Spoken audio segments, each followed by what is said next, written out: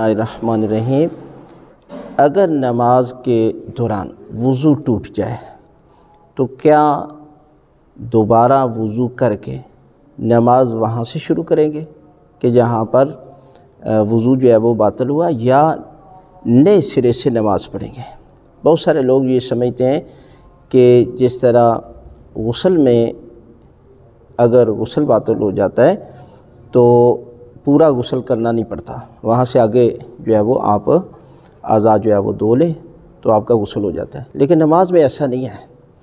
نماز کے دوران اگر آپ کا وضو ٹوٹ جاتا ہے، مثلا ریح خارج ہو جاتی ہے، تو آپ کو وضو دوبارہ کرنا پڑے گا۔